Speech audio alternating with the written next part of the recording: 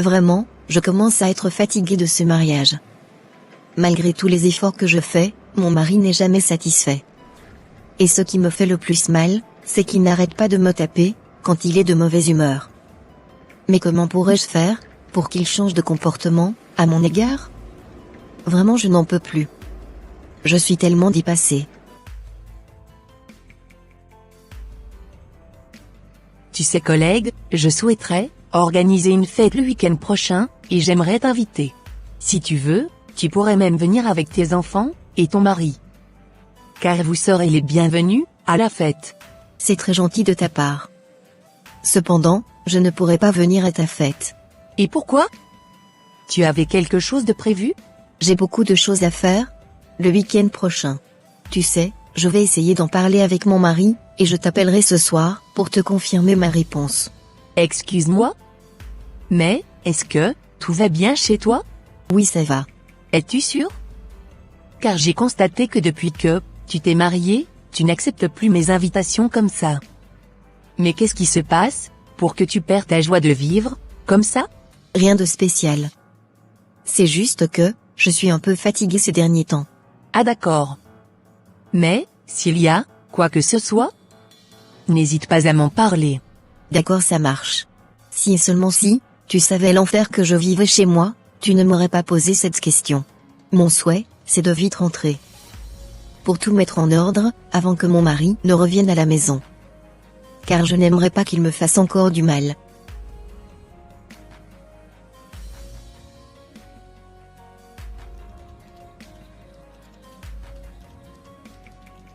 Je tenais à vous remercier, pour la confiance que vous nous aviez fait, en choisissant de travailler en collaboration avec notre entreprise.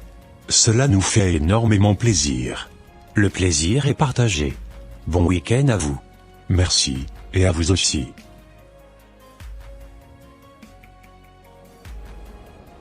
Salut, frère.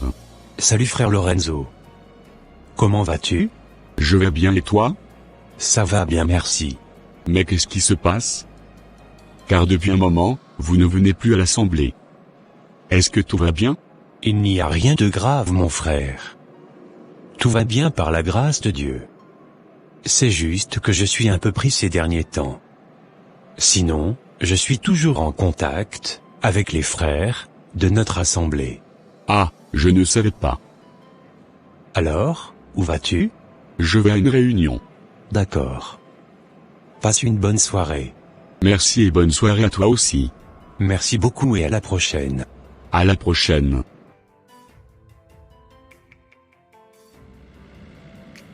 Waouh!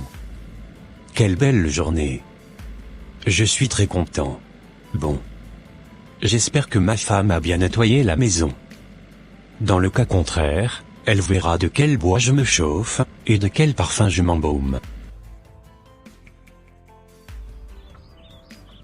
Bon. J'ai réussi à tout nettoyer avant qu'il ne soit là. Tout est bien propre. Je suis fière de mon travail. Car c'est la 3e fois que je viens de tout nettoyer dans la maison. Ah. Mon mari est arrivé. Car j'entends le klaxon de sa voiture.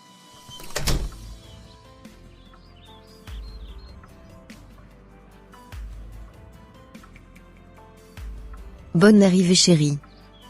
Tu as bien passé ta journée? Oui, ça va. Waouh! Je vois que tu as bien nettoyé la maison. Oui. J'ai tout rangé. Tu as de la chance. Cependant, ne crois pas que tu vas m'échapper. Tu sais, je t'ai préparé ton repas préféré. Pour l'instant, je n'ai pas encore faim. Je vais alors te chercher quelque chose à boire. D'accord. Elle a dit qu'elle a tout nettoyé mais je viens de voir quelques grains de poussière. Elle va m'entendre. D'ailleurs, j'irai la voir dans la cuisine. Mais chérie, pourquoi tu me portes main?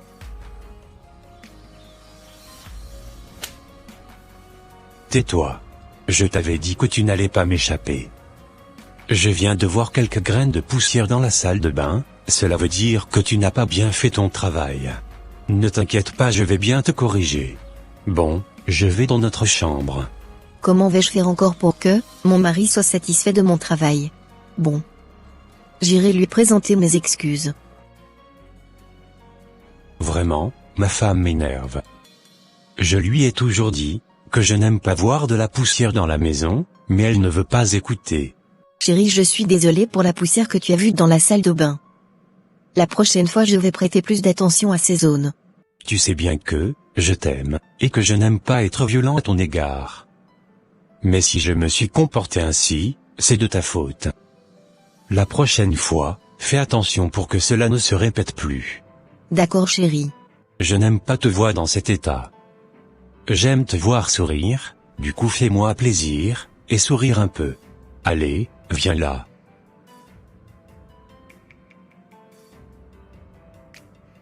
J'irai encore nettoyer la salle de bain.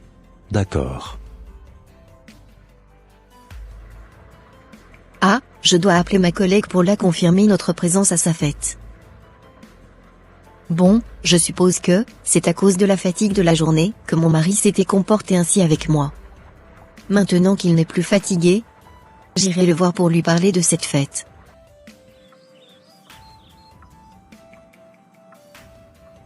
Le repas était délicieux. Je me suis bien régalé. Merci beaucoup. Tu sais chérie, ma collègue a une fête demain, et elle aimerait que nous soyons à cette fête. Cependant je veux d'abord connaître ta décision avant de l'appeler. On n'ira nulle part, qu'elle fasse sa fête toute seule là-bas. Je t'interdis aussi d'appeler qui que ce soit. Fais beaucoup attention à toi sinon tu verras ce que je vais te faire. D'ailleurs à partir d'aujourd'hui, plus de travail pour toi. Je veux que tu restes à la maison pour pouvoir bien t'occuper de moi. Mais, chérie. Tu n'as pas le choix. Ma décision est prise, et elle est irrévocable. Mais chérie, pourquoi tu me fais ça? Tu m'avais déjà éloigné de tous mes proches, et aujourd'hui tu me refuses d'aller travailler. S'il te plaît, ne me fais pas ça. Tu n'as pas besoin d'aller travailler. Car je pourrais bien m'occuper de toi.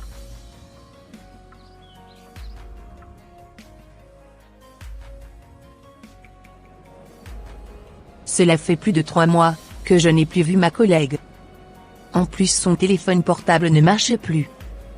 Comme sa maison n'est pas loin, j'irai la voir pour prendre un peu de ses nouvelles. Oh mon Dieu. Qu'ai-je faire pour mériter cela? Cependant, ça va faire plus de 6 ans que je me suis mariée, mais voilà ce que je vis. Mon mari me prive de tout. Pourtant c'est à cause de ces choses que j'avais décidé d'épouser un chrétien. Si je savais qu'il était comme ça, je n'allais même pas me hasarder à l'épouser.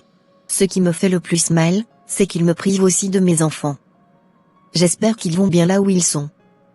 Et qu'on les traite bien. Je sais que mon mari m'aime beaucoup. Mais je n'arrive pas à comprendre pourquoi il me traite comme ça. Comment vais-je me comporter encore, car à chaque fois qu'il lève la main sur moi, il me dit que c'est de ma faute. Si je parle de ce qu'il me fait subir, aux dirigeants de notre assemblée, ils ne pourront même pas l'amener à la raison. Car c'est lui qui finance le plus leur programme. Même si je parlais, personne ne pourra me croire. Car lorsqu'on est en public, il est très souriant. La plupart de ceux qui courtoient me disent que j'ai la chance d'avoir épousé un homme bienveillant. Mais en réalité, ils ne savent pas ce qu'il me fait subir. J'ai constaté qu'il est aussi beaucoup plus gentil et attentif envers les sœurs, plus que moi qui suis sa femme. Je ne sais vraiment plus quoi faire pour qu'il change de comportement à mon égard. Oh mon Dieu, je t'en supplie, aide-moi. Même mes proches, pour ne pas dire ma famille, disent que c'est de ma faute si mon mari lève la main sur moi. Je comprends maintenant pourquoi les femmes qui sont victimes de coups et blessures n'aiment pas raconter ce qu'elles vivent, de peur qu'on ne les accuse. J'espère bien qu'elle sera à la maison. Mais pourquoi personne ne répond? Salut mon ami. Salut. Mais qu'est-ce qui t'est arrivé? Rien de spécial. Parle-moi s'il te plaît. C'est juste un petit accident domestique que j'avais fait. Sinon il n'y a rien de grave. Tu es sûr? Oui, je suis sûre. Qu'est-ce qui t'amène chez moi aujourd'hui? Cela fait plus de 3 mois que tu n'as plus fait signe de vie. Ton téléphone aussi ne marche plus. Et comme je passais, j'avais décidé de venir te voir, pour avoir de tes nouvelles. Ah. Merci beaucoup. C'est très gentil de ta part. De rien. Bon, je vais te laisser car j'ai beaucoup de choses à faire. Ok, ça marche. Au revoir. Au revoir. Elle va m'entendre, celle-là.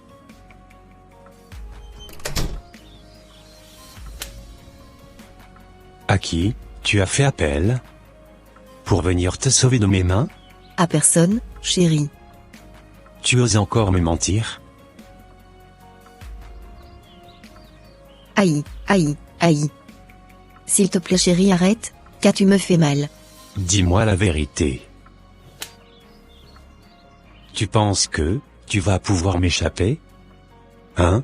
Je t'avais bien dit que je ne voulais personne chez moi. Et tu ne m'as pas obéi. Voilà les conséquences, et tu vas les assumer. Tu n'es rien sans moi. Et tu ne sauras rien si jamais tu essaies de me quitter. D'ailleurs tu sais bien que la parole de Dieu interdit le remariage du vivant de son conjoint. Du coup, même si tu me quittais, tu ne pourras plus te remarier. Sinon tu vivras dans l'adultère durant le reste de tes jours. C'était qui? C'était mon ancienne collègue. Elle passait juste, et elle a voulu venir me saluer. Waouh, qu'est-ce que je viens d'entendre? Je pense que son mari est en train de la taper. Si je comprends bien, ce n'est pas un accident domestique qu'elle a fait. Mais c'est plutôt de la violence conjugale qui se déroule dans sa maison. Incroyable. Bon. Comment vais-je faire afin de lui venir en aide? Je pense que je vais aller signaler son cas à la police. Sinon quelque chose de mal pourrait lui arriver. Car, une femme meurt tous les 3 jours, sous les coups de leur conjoint.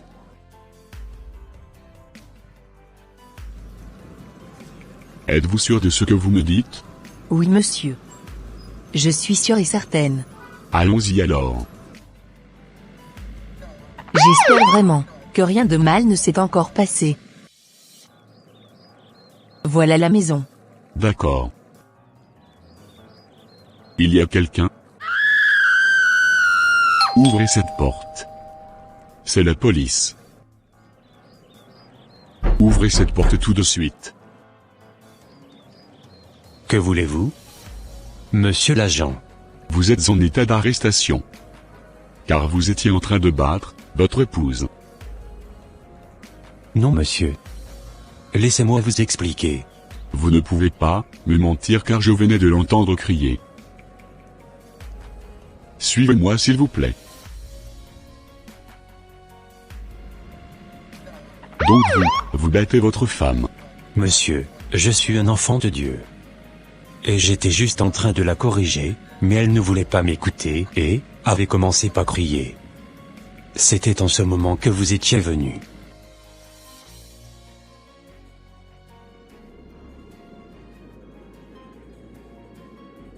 Merci de m'amener chez toi, et de m'avoir porté secours. Ne pleure pas s'il te plaît. Entrons à l'intérieur. Comme je te le disais, voilà ce que je vivais depuis que je me suis mariée. Waouh. Mais pourquoi tu n'en parlais pas? J'avais essayé d'en parler à certaines personnes, mais elles ont rejeté la faute sur moi. En disant que, si mon mari est violent à mon égard, c'est de ma faute. Mais comment un chrétien peut-il être ainsi violent envers sa femme? Même certains hommes qui ne sont pas chrétiens connaissent mieux la valeur de la femme. Et ces derniers savent se retenir lorsqu'ils ont des conflits avec leur conjointe. Je pense que c'est parce que mon mari m'aime trop qu'il agissait ainsi. Ah bon? Tu trouves? Je ne le pense pas. On ne fait pas du mal à celui qu'on aime. Mais on lui fait plutôt du bien. Je pense que ton mari a besoin d'être soigné. Sinon, tu risques de perdre la vie un jour entre ses mains. Car n'oublie pas que tous les 3 jours une femme meurt sous les coups de son conjoint. Dans un premier temps, nous allons nous concentrer sur ton rétablissement. Car, il faut que tu te remets de ces années douloureuses que tu as vécues, et de soigner tes blessures. Merci pour ton soutien. Je te serai infiniment reconnaissante.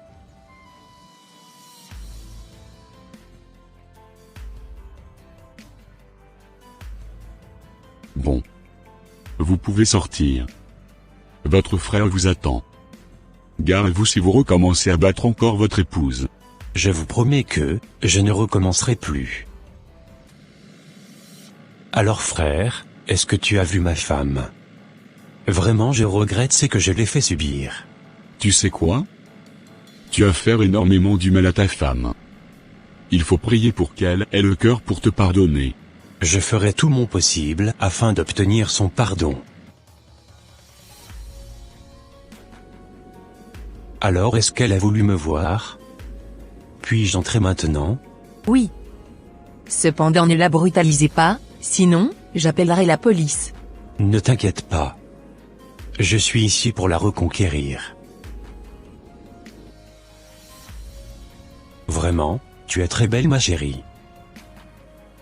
Je regrette vraiment tout ce que je t'avais fait subir. Je sais que, je t'ai vraiment offensé. S'il te plaît pardonne-moi et reviens à la maison. Ou bien, si tu veux on va déménager, comme ça, tous les mauvais souvenirs seront derrière nous. J'ai bien envie de revenir à la maison, mais, d'abord, il faut que tu te soignes. Car le problème n'est pas la maison. Mais le problème c'est toi chérie. Tu es très violent, et j'ai peur qu'en retournant avec toi, tu recommences encore la même chose. S'il te plaît, reconnais que tu es malade et comme ça, ensemble nous allons essayer de te soigner pour le bien-être de notre mariage. Sinon je préférerais rester tout seul, que de me faire battre tout le temps par mon mari. D'accord mon amour. Je t'aime, et je ne veux pas te perdre. Raison pour laquelle je suis prêt à me faire soigner, afin de ne plus être cet homme violent que tu connaissais.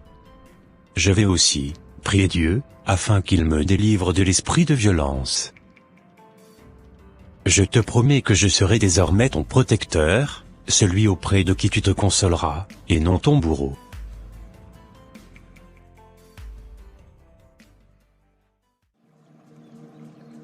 Chérie, merci d'avoir accepté de te faire soigner. Oui ma belle, je voulais que notre mariage marche. Mais, avant je n'avais pas les bonnes manières.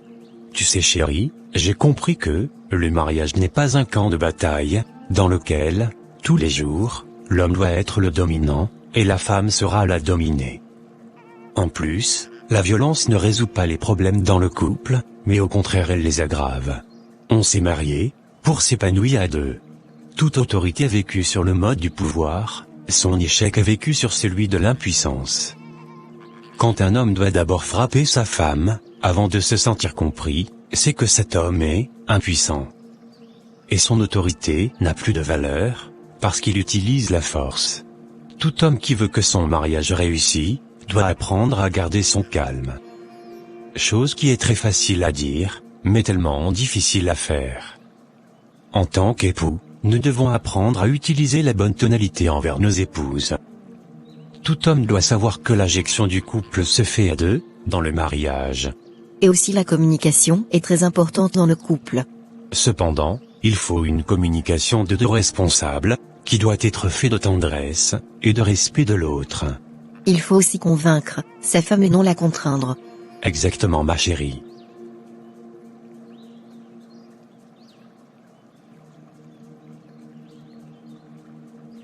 Je t'aime tellement tu sais. Moi aussi, je t'aime tellement chérie. Marie, aimez vos femmes, comme Christ a aimé l'Église, et s'est livré lui-même pour elle, afin de la sanctifier par la parole, après l'avoir purifiée par le baptême d'eau, afin de faire paraître devant lui cette Église glorieuse, sans tache, ni ride, ni rien de semblable, mais sainte, et irrépréhensible. C'est ainsi que les maris doivent aimer leurs femmes, comme leur propre corps. Celui qui aime sa femme, s'aime lui-même. Car jamais personne n'a haï sa propre chair, mais il la nourrit, et en prend soin, comme Christ le fait, pour l'Église. C'est ainsi que tous les hommes doivent aimer leurs femmes.